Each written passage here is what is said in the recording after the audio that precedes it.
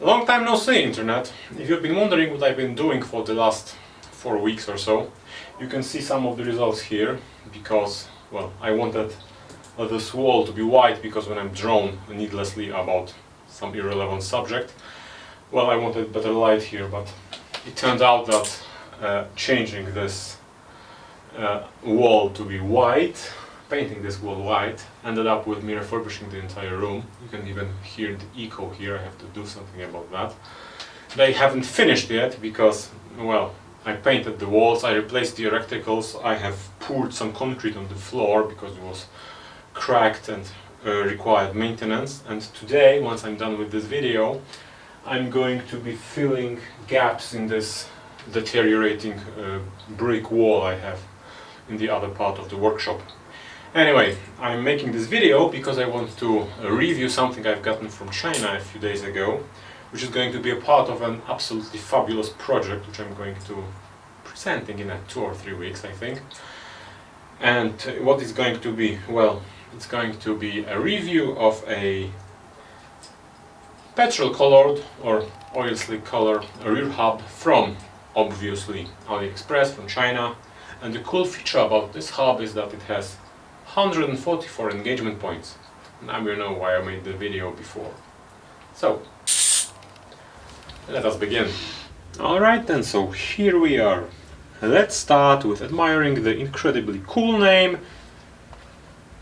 X-Cobra. You know, that sounds like something from a G.I. Joe cartoon, and this is one of the reasons why I bought these things, because, well, I'm going to have hubs which are named X-Cobra. You know, you're riding some Chris King or Industry 9 or Hope or some other garbage when I'm going to have X-Cobra. You know, of course, all the cool kids now are riding the oil slick finish, and this is precisely what that means. And since I'm incredibly cool and, you know, knowing what the trends are and what the cool kids are doing, I obviously had to get a set. And I have to admit that in person it actually looks pretty damn cool. Alright then, let's weigh the hubs. The rear one is 341 grams. The front one is 211 grams. So the front is quite large because the standard for this kind of hub is 175 grams. The rear one is quite regular weight, and you can already know that this is the aluminum freehub body. So this is pretty average. Okay then, so this is the X-Cobra front hub, the Pro 1 version, so the better one. Alright, this is a very standard 15 by 100 front hub with a 6-bolt disc interface. It spins freely. The first bad thing is that the end caps are held with a cap which is screwed with a claw spanner, which is something I simply don't have, so when I'm going to be needing to replace the bearings, they're going to be a headache to overcome. And the interface for the brake, as you can see here, isn't really well chamfered. There's a sharp edge here, so you can harm yourself when dealing with it. Not much of an issue once it's on a bike, but you know, it really shows you the quality of this thing. So this is the main attraction of the freak show, the X-Cobra Pro 1 rear hub. This one is 142 by 12 through axle version. There's also a 135 by 10 version for a quick release, and I'm going to be talking about that in a minute. But from at a glance, this is compatible with 11-speed road cassettes, because you can see there's a spacer here which takes out the slack if you want to put a 10-speed cassette or 11-speed mountain cassette, or I don't know, 8-speed something. And it has the same issue with the bar on the edge of the disc interface, so take note of that. And of course, the main attraction of this hub is the 144 engagement, which sounds somewhat like this.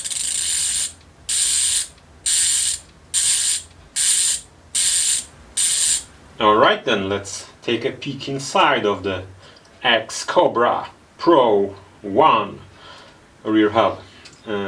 already, as you can see, the end cap is threaded on the main axle. None of that pushed and held by a snap ring or an O-ring nonsense, which many brands are now using or doing with their hubs. And if you want to be really thorough with your end caps on this hub, there's a 12mm Allen socket here, so put it here, put a 12mm Allen, use a cone wrench to mount your end caps really hard. Okay, so we are inside and I already know what's inside, but you are going to see right about now. Alright, so this is the inside, and you can already see something that's reminiscent of what Industry 9 does. In order to ensure secure engagement with the tooth ring in the hub shell, the poles have 3 teeth that engage with it, and they most likely work in 2 sets, so 2 engage, 2 run free, so they are phased in a way that provides us with 144 engagement points. As you can see, this is a very thick aluminum axle, but it's not thick enough. It is actually undersized in order to fit those NBK bearings and keep the weight down. And in order to add a through axle here, they had to make this in a form of a really thin walled tube. And with the through axle version, that's not much of a problem, because there's going to be an axle here that's going to make everything very stiff. However, if you used a 135mm version, you are most likely going to find yourself in a situation where this kind of a hub, I call them fabulous freewheels, and you can see why in the video I attached in the description. It's going to bend in this place, and the hub shell is not going to be axially with the free hub body. And every time you drop to something, and as you can imagine, this is a mountain bike hub, so you're going to be dropping into something, the hub shell, the free hub body, is going to hit the toothed ring in the hub shell and it's going to scar it. This is a very characteristic damage type of this kind of hub.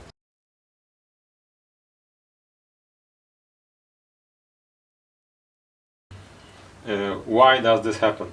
As I already told you, this hub is meant for through axles, and a very thick through axle and any type of play which allows the free hub to be not coaxially with the shell is going to end up with this damaging thing.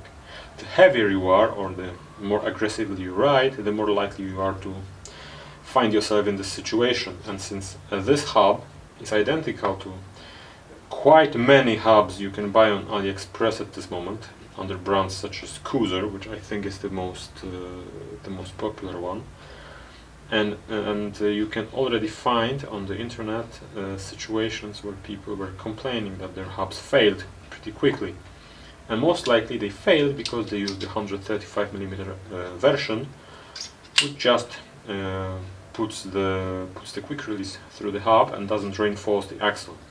I am actually not really bothered by this, because the bicycle I'm going to be mounting this hub on, not shiny enough, the bicycle I'm going to be mounting this hub on is going to have a thick 12mm stainless steel rear axle, so I'm not bothered at all. Even at my 230 pound weight, it's not going to be an issue.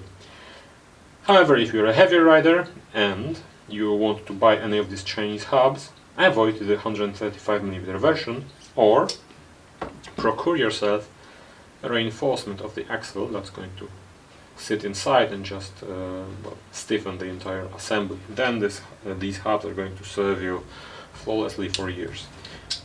Using them without this reinforcement, especially if you're a heavy rider, is just waiting for them to fail on you, most likely in a very awkward situation. Okay, so this is everything I have to say about these hubs. I'm going to be making wheels out of them or with them in the next few days, and I'm going to guide you through the process of selecting spokes, choosing rims, building the wheel, and I'm going to make something really cool, or at least I hope I'm going to be successful in that. So stay tuned. And for now, I thank you for your undivided attention. I hope to see you in the next video, and I have to remind you to don't forget to subscribe and share this video around, and I think that's about it. So see you in the next one.